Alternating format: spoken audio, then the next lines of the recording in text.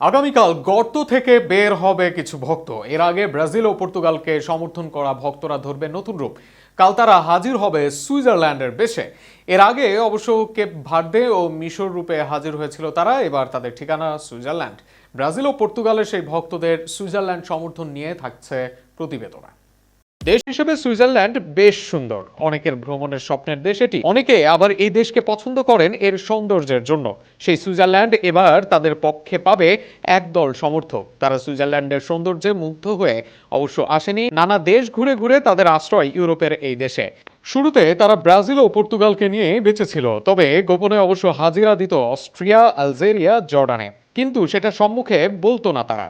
Brazil ও পর্তুগালকে নিয়েই তাদের ছিল সব উন্মাদনা, কিন্তু রাজা মিডাসকে বর দেওয়া ঈশ্বর এবার যেন তাদের হাতে দিল উল্টো বর।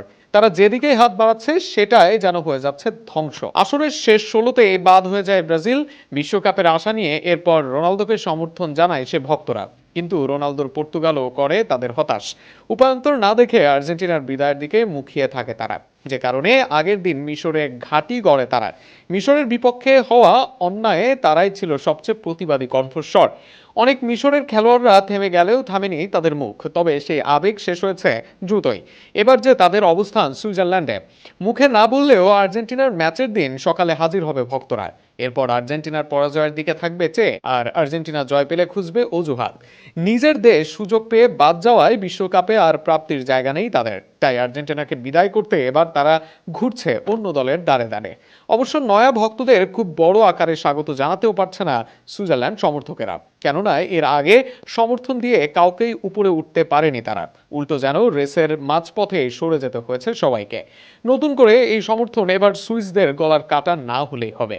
তবে তাতে বসে থাকবে না এই ভক্তরা। কাল ঠিকই তারা নেমে যাবে আর্জেন্টিনার বিপরীত সমর্থনে। এমন এক দেশের সমর্থন করবে যাদের খেলাও হয়তো দেখেনি আগে, চেনে না তাদের অধিকাংশ খেলোয়াড়দের। কিন্তু কি বা করার আছে তাদের, বিশ্বকাপে যে তারা যাযাবর। অবশ্য এদিক ওদিক ঘুরেও গত আসরে লাভ হয়নি তাদের। এই আসরে কেমন কি হয় সেটা এবার দেখার পালা।